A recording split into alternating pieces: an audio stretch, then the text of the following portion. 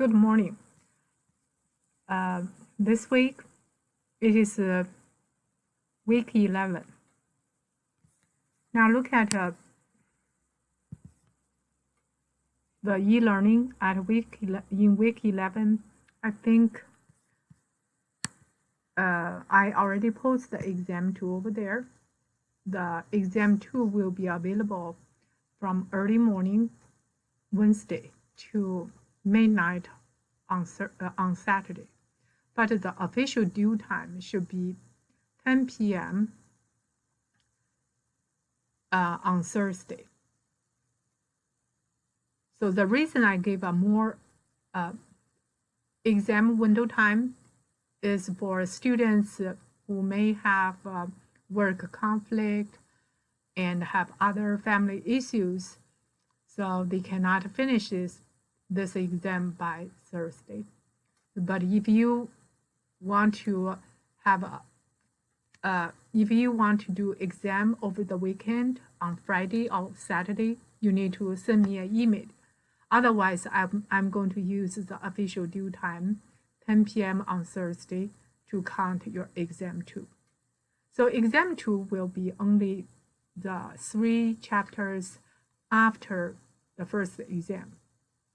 This exam includes 2 parts. Part 1, it is multiple choice questions and 75 minutes. Only one answer will be selected.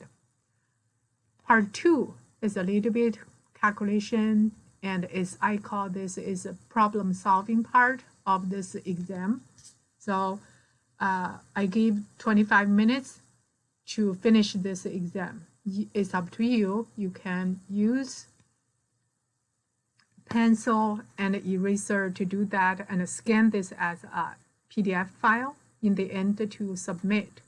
Or you can do it like e-file, Word file directly. So it's not hard to do that. Today, I'm going to move on to talk about a new chapter. So this is next chapter is inventory management. The new chapter is not included in exam 2. The learning objectives of this class is first, we will learn conduct an ABC analysis. What is ABC? We name this A classes items inventory. It is critical pieces or parts. B, it is less critical and less important. C, these are the trivial many, and these are not important. So we will learn how to use a simple or common sense calculation to conduct the ABC analysis. Then we will explain and use cycle counting to monitor ABC pieces. After this, we are going to explain and use the EOQ model for independent inventory demand. This part includes a lot of math calculations and math equations, understandings, so comprehension, and then compute the reorder point and explain the safety stock. And other learning objectives included in this chapter: understand the production order quantity model, and then explain and use and take advantage of the quantity discount model. Understand the service level and the probabilistic inventory models. In this chapter, I would require all the students to watch the videos because I have a lot of calculations included. Not only calculation, but how do you set up the model? How do you understand the math model? How do we interpret the math model? So without watching the video, I think it would be hard for you to just look at the PowerPoint or just read the textbook on your own. All right, So the objective of inventory management is to try to find out a balance point between inventory and the service level. We all understand inventory means you need to store a some amount of parts or raw materials onsite of your facility. So to make sure and the production can go on and can proceed smoothly without interruption, or because I do not have the raw material, or because I do not have the enough inventory. So that's the level. We all understand inventory will cost money, sometimes a big chunk of money. And but also there's a risk if you keep your inventory too low. Customer will not be happy. If they want to order your parts, you said, oh, I do not have this ready. So there's a balance point. We want to figure it out. The importance of inventory, we understand, say it is one of the most expensive assets for many companies. Sometimes it could be like over 50%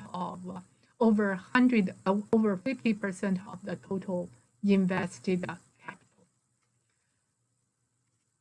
Well, if you keep less inventory, you may have the risk, there's a stock out problem, and you may run out of the materials and stop the production. More inventory raises cost, but can keep the customer happy, can keep the production smoothly going. And here is the functions of the textbook saying inventory can provide a selection of goods for anticipated demand to separate the firm from the fluctuations in demand. And that means even there is some kind of market going on, and then you still have your enough inventory to keep your facility production going. The next one is decouple or separate various parts of the production process. And then the next one is, sometimes it can help us to take advantage of the quantity discount. And discount is a good thing, but a discount always means you need to buy more. Do we really need to buy more? So yes, if you want to take advantage of the discount, you need to buy more. But how much? So the discount model will help us to answer this question. The last function is to hedge against the inflation issue. It's also about marketing fluctuation. There are 4 types of inventories. The first one, it is raw material. Raw material is something you purchased, not produced from your own facility. So, and you can produce steels from the steel suppliers. So we do not produce steels in our own kind of like a facility. Walk-in process. This is the material already have undergone some fabrication process, but not 100% completed yet, according to the design, the final shape. The walk-in process inventory, it is the function of cycle time for a product. If the cycle time is low, so all the parts can be produced in a quick and a fast manner, and then there's less walk-in process. The third type is maintenance and repair operating inventory. It's necessary to keep the machinery and the process productive and ongoing. The last one, it is the finished goods. So, for example, the tractors, they are produced already, but not have been ordered by the dealer, sitting on the backyard of the facility. That is the complete parts, waiting for shipment. That's finished part goods inventory. And here is the example. to see the cycle time, okay, 5% it is used for in real production or operation time. A lot of time used over here, 90% of the cycle time is for waiting and inspection and for machine setup. So this is quite high, and 95%. This is called inventory.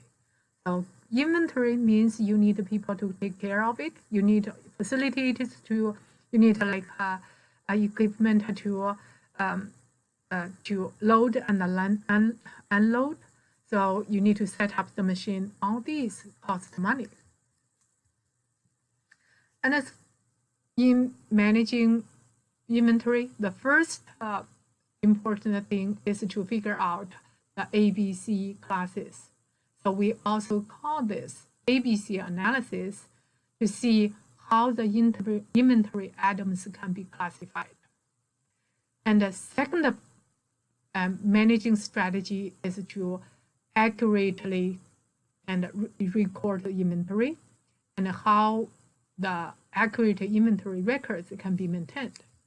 So we'll start with the ABC analysis. And we like to divide all the inventory items into 3 categories based upon the annual dollar value. So we say it's based upon annual dollar value. It's not based upon the number of items. So Class A, this is a high annual dollar volume. Class B is a medium annual dollar volume. Class C is low. But how low is low? How high is high? And in order to classify these ABC items, we are given kind of like a cutoff value to separate A, B, and C.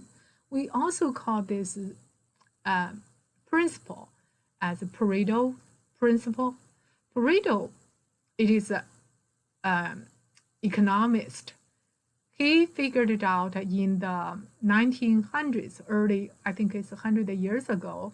He figured out most people in Europe at that time and didn't have a lot of money. Only a small percentage of the people owned a large majority of the wealth money. So he separated this, called them vital few and trivial many. Now, vital few and trivial many, this principle or Pareto principle has been used in a lot of industrial management situations. We use this vital few and trivial many to separate ABC, to establish policies that focus on the few critical parts, not on many trivial pieces. Here, A items, if the pieces contribute 80% of the annual dollar volume, then can be named as A classes. If the pieces annual dollar volume is about 15% to 20%, then they are named as B items. So C, it is only about 5%, around 5% of the annual dollar amount. And 70 to 50%, 80%, here's the 15 to 80%, 15 to 20%. The last one is about 5%. That's the general idea to classify ABCs. Here is the first in-class practice we are going to conduct it together. And the first column is in the stock number. So that's the name of this parts. And the second column over here, it is percent of number of items stocked. So the percent of the count. So the total count is 8,550. but 100, 1,000 plus 500 is 1,500. Divided by this is about 20%. And then we can calculate the rest. And the third column is annual volume units. So this is a unit cost. If you time these two columns, you get the annual dollar volume. And then the percent of annual dollar volume, which is the individual annual dollar volume divided by the total year annual dollar volume. So let's do the in-class work. I want you to open from your e-learning. So this is the in-class inventory, 15 inventory ABC practice. Open this Excel file. For the first one,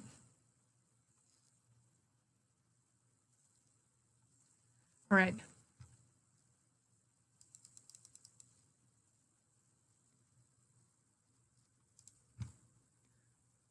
Make this smaller, let you see what has been calculated over here.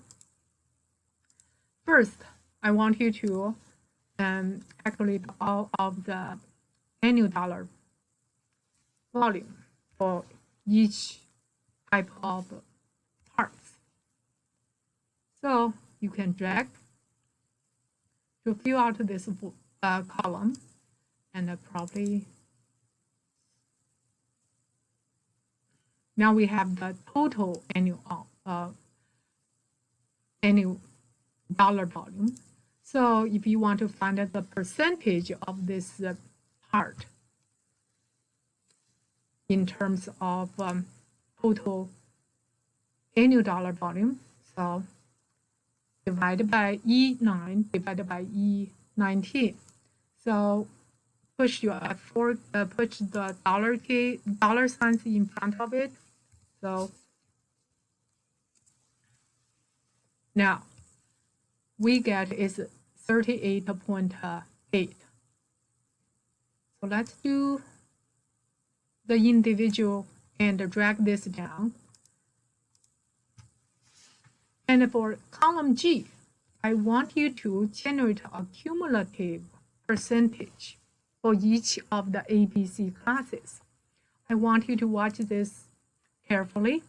For the first one, you only cumulative by yourself. But for second one, I want you to do a diagonal sum. So if you use the ABC kind of like criteria, over 70%, probably you can name this as A.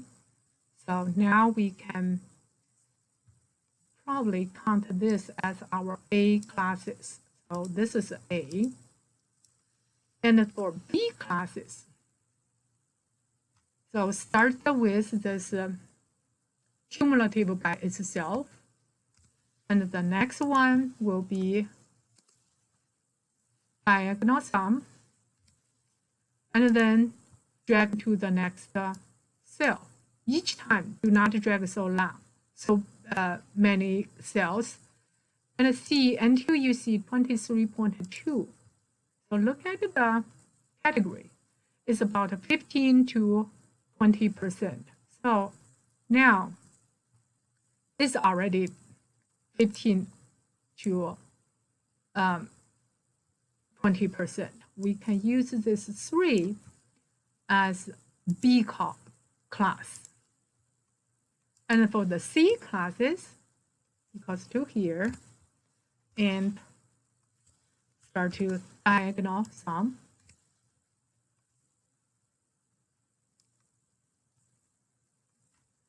So in total, there are so many items, and but only about 5% of the dollar amount contribution. And for this column, I want you, let's highlight this give this as a C, different color. So A plus and B plus C plus.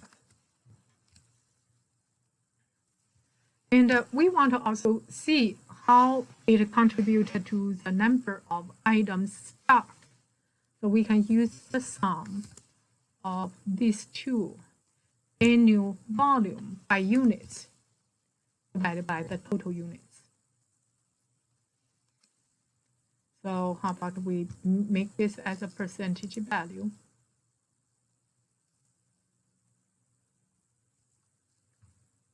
And for B equals to sum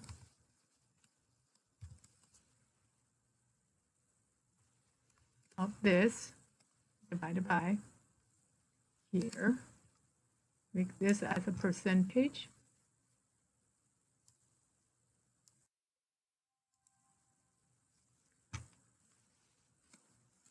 Count. Oh, sum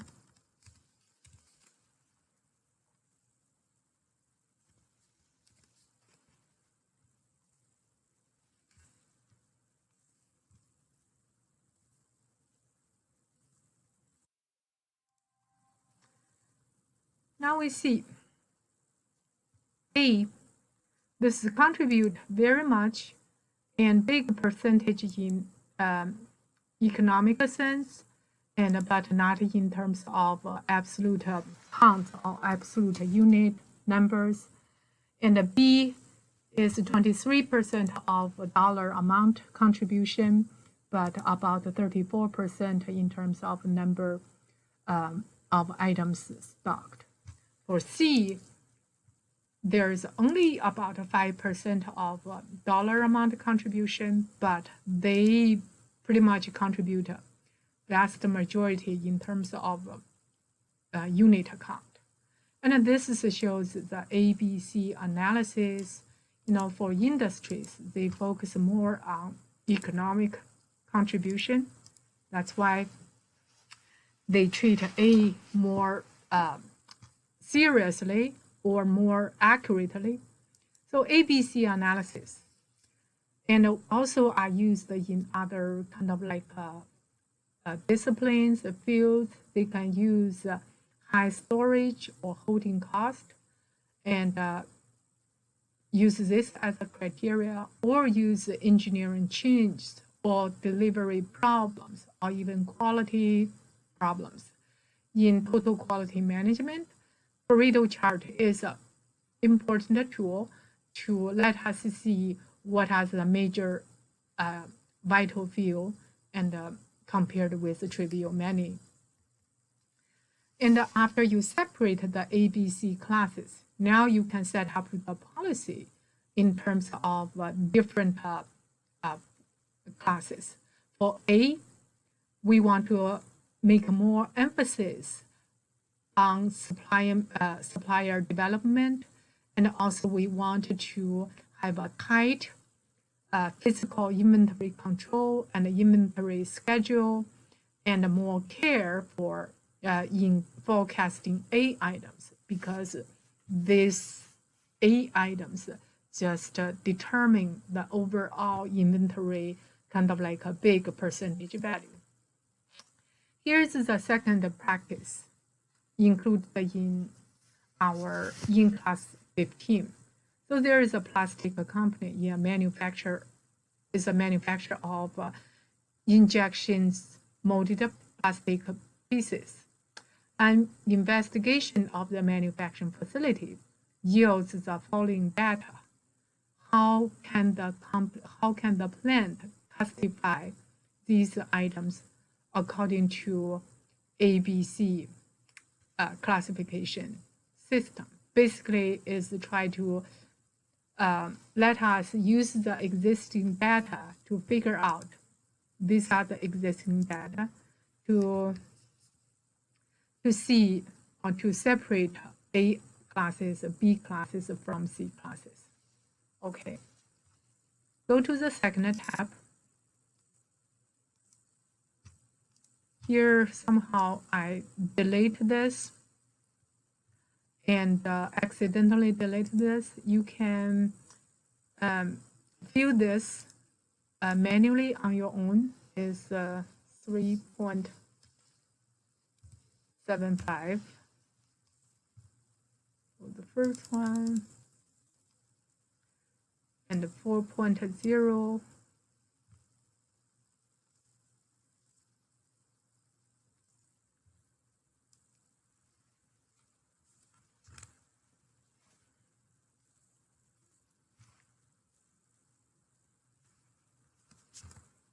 So I have done the solution. Okay, and I want to remove this. You can fill out this unit price individually, each of the cell by your own. Okay, or you can use the PowerPoint slides. These slides provide the unit price for individual item, 3.754, and then you fill out these numbers in the Excel sheet. So after you fill out the unit price, now we calculate the total value in terms of dollar amount.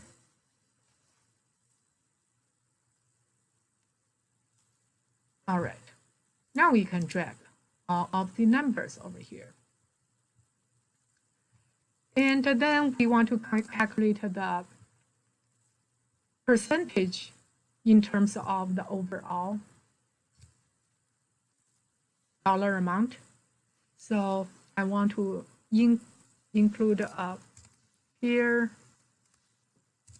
dollar sign in front of E in front of 20.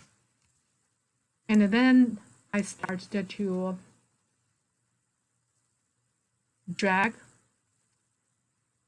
That's the overall, kind of like for each of the item, their percentage of the value in terms of dollar amount. Now, I want to use the 80%, 15 to 25%, or 5% as my cutoff value to figure out what is A, what is B, what is C classes. For the first one, you always just cumulative by itself. And the next one equals to diagonal sum.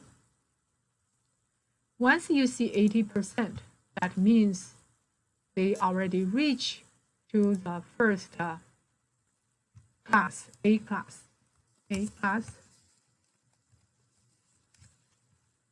And here we start the new cumulative. So equals to diagonal 12%, drag one more to see now it is 15%. So I would just use 15 as my boundary to classify this as B. B classes. And the next one is this. Start a new diagonal.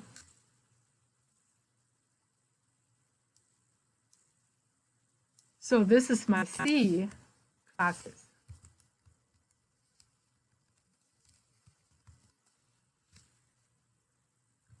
So I want to highlight this B in a different color. And then the next one, C, is different color.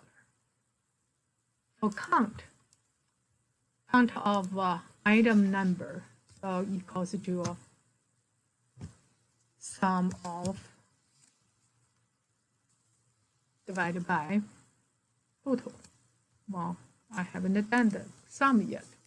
Equals to sum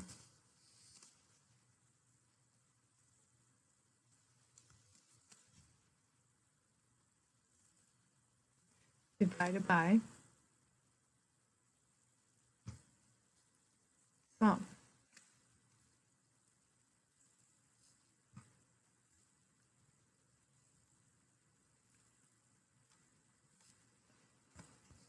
For B classes, sum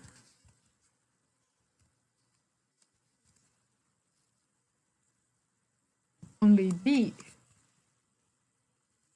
divided by total. And for C,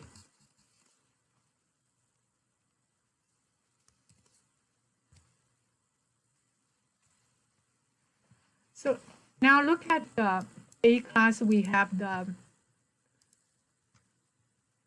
cutoff value stop at here 80% and 15%, 15.35%, 4.57% to quantify or classify ABCs. Now look at their percentage of items number, and for there are two item or two type of parts. They contribute to 67% of their unit count. And now you see these two numbers, 67.44 is not exactly 80%, but it's still a big like a percentage number. And the trivial, it is you have a lot of types of parts, different parts, but it's only 8% of the total. And these two numbers are all kind of like a small compared with the B category and A category's number. So that's the ABC. One more practice. We did two practice in this class. And the reason I want you to repeat is to help you to retain the information we learned in class. And then the next strategy in managing inventory, it is record accuracy. And accurate records are a critical policy, a critical strategy in production and inventory systems. So you can use, for example, the equipment, high-tech equipment to help you to monitor the inventory. I saw employees, they all wearing this tab or this, whatever you call this device on their arm. When I visited the distribution center in a grocery chain store. So some of the industries, if they do not have this advanced technology device, then they have to use manual workers to count or track their inventory. Obviously, that might be kind of like errors, or so you need to train the employee how to do that, and then provide accurate record for each of the individual pieces. And in order to keep the inventory accurate, first you also want to make sure the incoming and outgoing record keeping must be maintained accurately.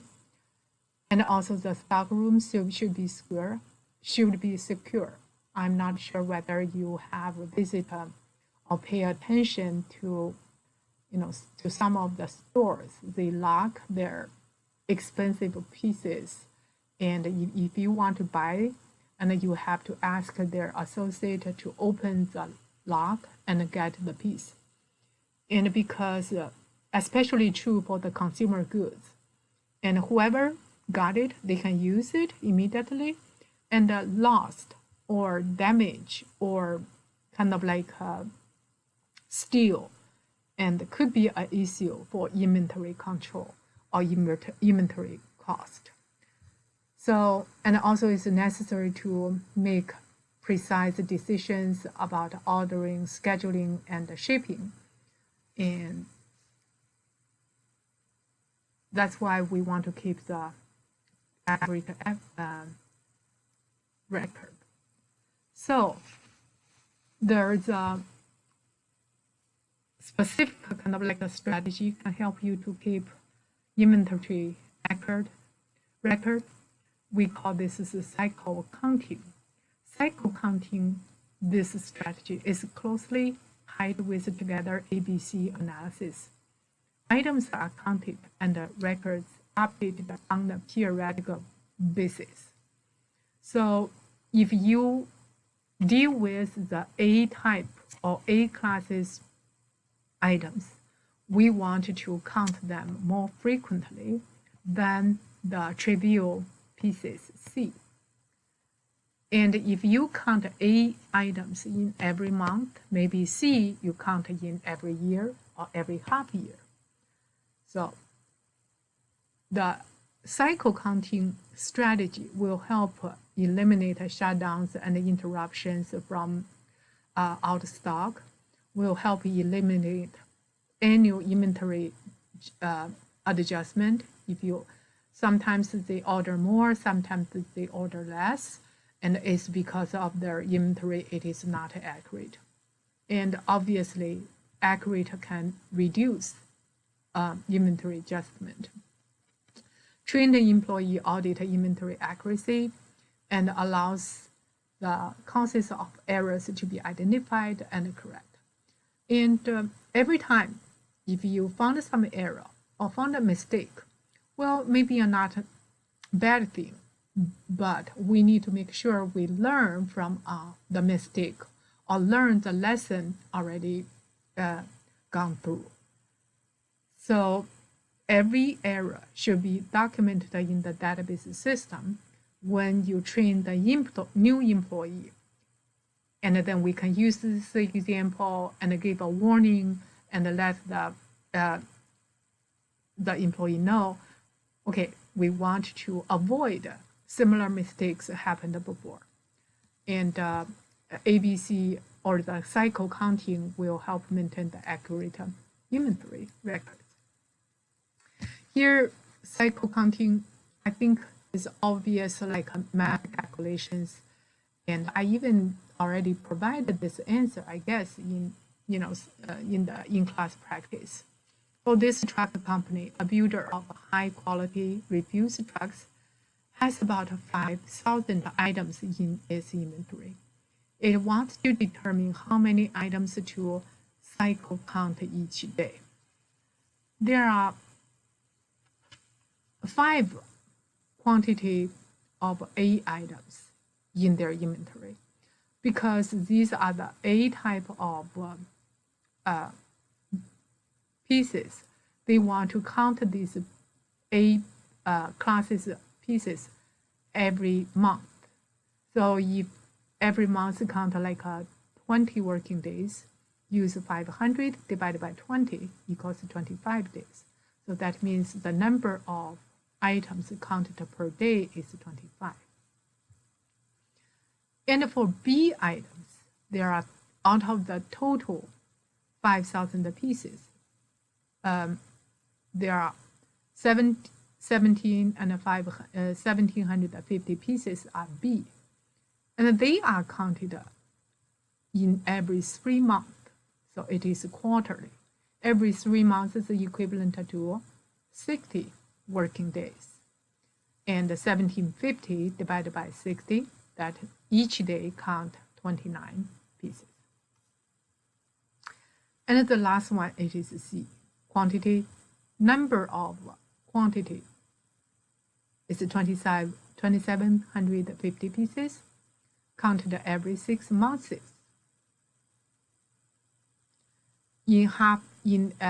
Count in every half year. So use 2,750 divided by 120.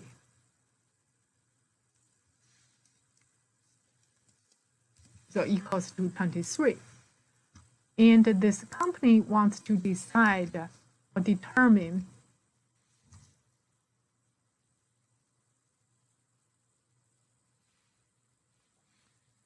how many items to cycle count each day. So each day count 25 pieces A, count 29 pieces in B category, 23 pieces in C category. the total should be 25 plus 29 plus 23.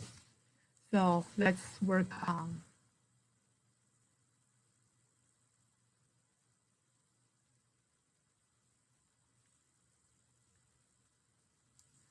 here the in-class work over here. Oh, I skipped this one count. Go to the cycle count. So equals to divided by 20 and equals to 1750 divided by 60.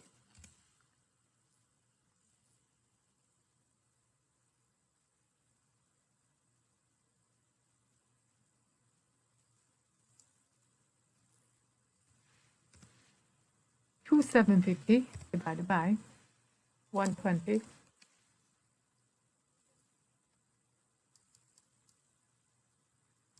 total count per day.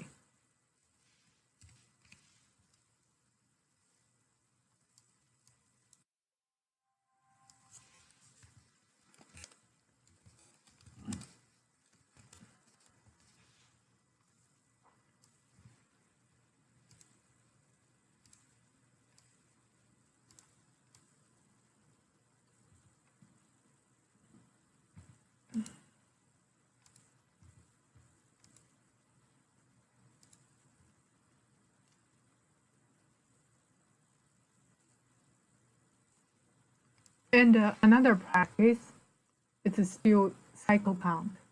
Electronics company has nearly 7,000 items in its inventory.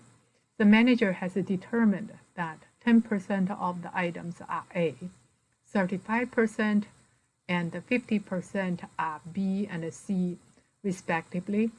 She would like to set up a system in which A items are counted every 20 working days. B items are counted every 60 working days. C counted every 120 working days. How many items need to be counted each day? So I already provided this answer. And 7,000 times 10% equals to 700 divided by 20 working days equals to 35. So B items total 2450 divided by 60. So we get is 41. And the C item equals to 3850 divided by 120. Total count per day is 108. So these are the simple calculation practice in inventory control.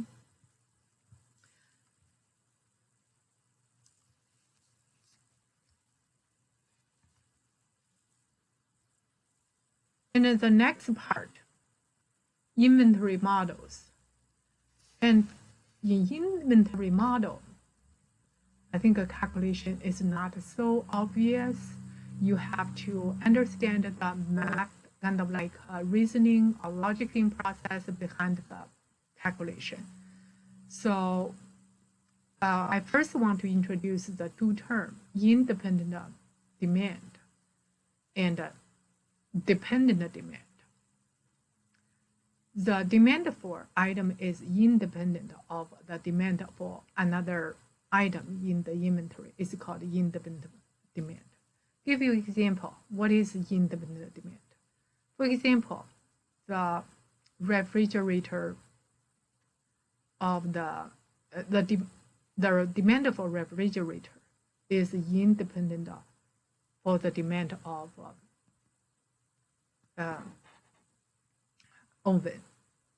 And what is dependent demand? So for example, a company needs to order nuts and bolts. So nuts and bolts need to be matched together. And how many nuts are ordered? Correspondingly, you need to order such quantity of bolts. They must be worked together. This is a dependent demand.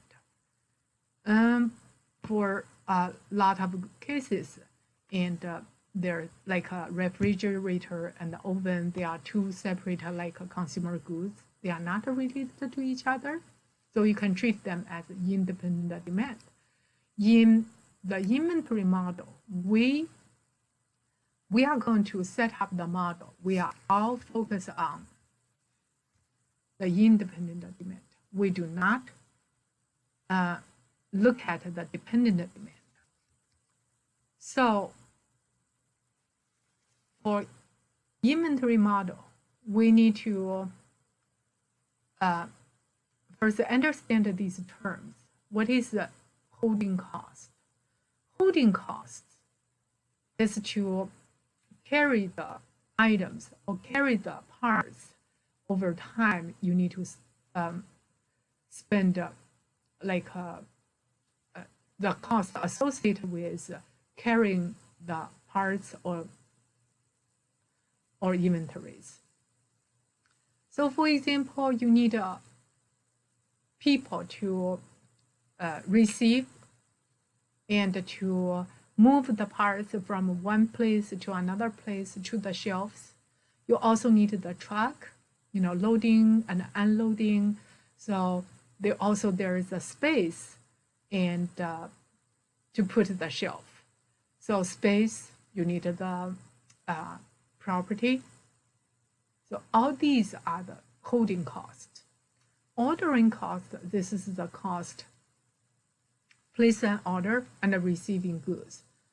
So placing order, which means you need to contact the vendor, you need to make the bank transaction, and also you need to send emails or send a fax to notify the vendor how much you want to order.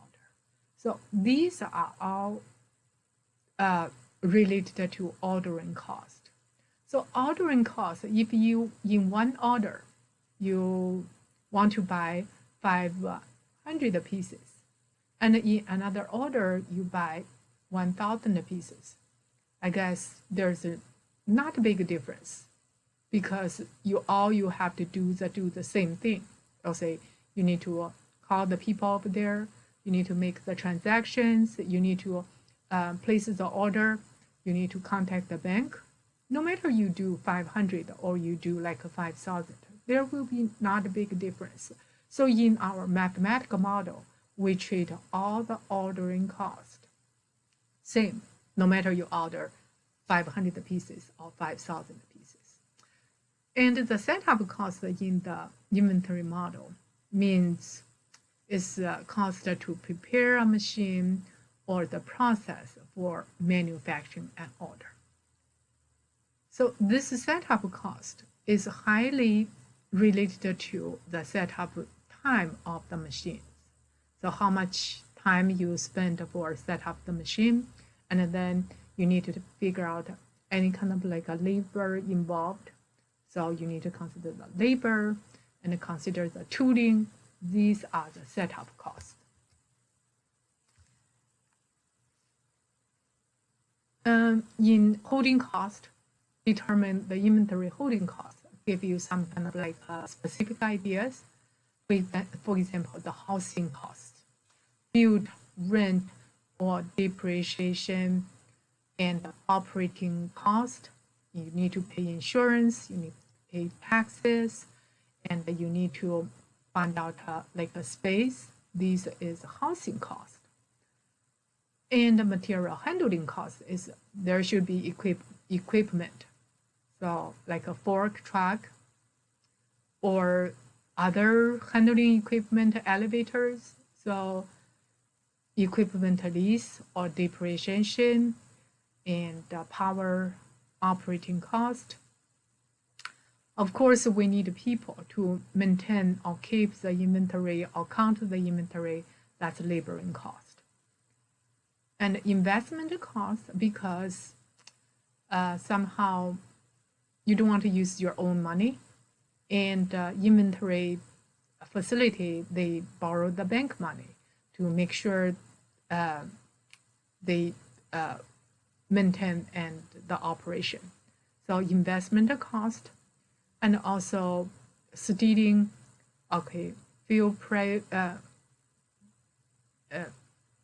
lost cost, and space, obsolescence. So these are all kind of like costs associated with holding the inventories. There could be 26%. This is quite a big number. And that's why we said in the beginning, we don't want to hold so many inventories because it's going to cost money. And even for some other businesses, the inventory cost could be, a holding cost could be 40%. It's very high. And for inventory models, and we are going to build a different model. One model, the basic model, it is EOQ model, economical order quantity model. And the next one is the production order quantity model. And the third model, it is a quantity discount model. For each of the situation, we are going to use a different formula. So this formula are the mathematical other model. We call them an inventory model. And before I introduce this EOQ model, I first want to introduce the assumptions, we build this model. First, we assume the annual demand, it is known, is given. So this annual demand number, it is a constant number, is independent of other parts, other demand. And also the lead time, it is known, it is a constant number. What is the lead time? Well, lead time, it is the time you start placing order until you receive the order. You place the order to order inventory until you receive the shipment from the supplier. So this time is the lead time. It is the given number in EOQ model. And the receipt of inventory is instantaneous and complete. What does that mean? That means when we build the mathematical model, we just use one single point to mark, okay, this is the point at this moment we receive the inventory. We receive the shipment. So we don't really care. It's going to take 2 hours. It's going to take like 3 hours. We treat just the one single moment in the mathematical model, in the timeline. And it can be done immediately. So receipt of inventory is instantaneous and complete. And in the EOQ model, economical order quantity model, we do not consider discount at all. We think discount is not applied over here. So not possible. Only variable costs are setup cost and holding cost. Only these two will impact your EOQ model. And then another assumption is stockouts can be completely avoided. So we think our inventory, so order, is going to make sure your production can smoothly going on and without any kind of like a worry or risk or any kind of like a failure because of stock out.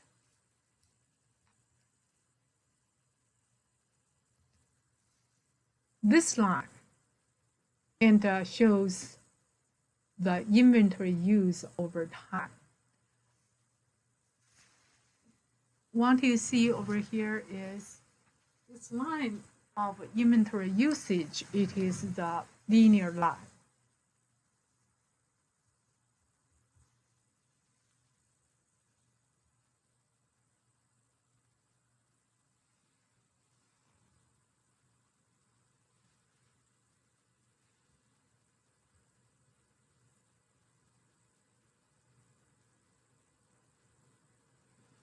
So this linear line, this point,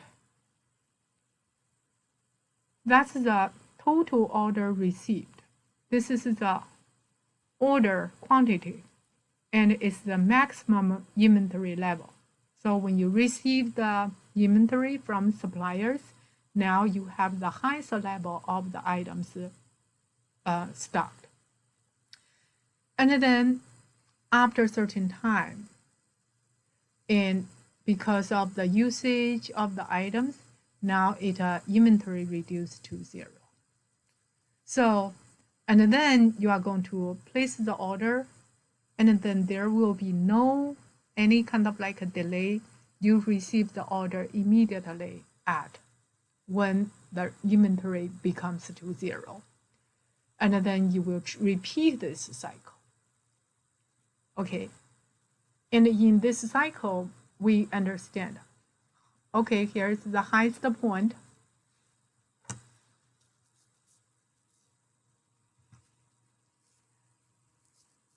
And we reach the highest point is because we receive the inventory. And with the time going, use the materials until the end inventory is 0. So because it is the linear line, you can find out the average inventory level should be exactly half of the maximum level. So average inventory on hand should be Q divided by 2. That's a very important message over here, Q divided by 2, because we are going to use this in the future calculations and to figure out what is the EOQ point. So minimizing cost. The objective is to minimize the total inventory cost. So in inventory cost, there are two portions. One, it is a holding cost. We understand the more you hold, the more will cost. So holding cost, pretty much it is the linear line.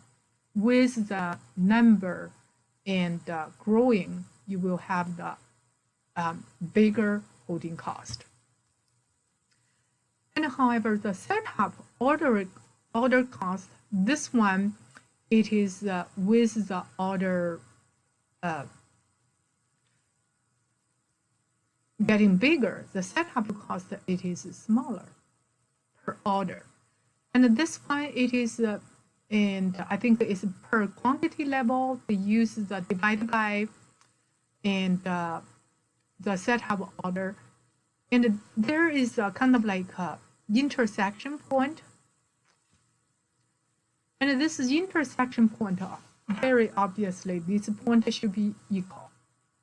So that means the intersection point of holding cost and the setup cost, this is the same point of Q. And at this point, and that's the minimum of total cost of holding and setup cost. From here, it is the minimum total cost, it is the minimum order quantity.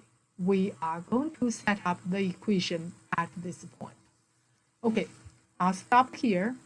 Today, you need to save your in-class 15 and submit to e-learning. And Thursday, I will have no lecture.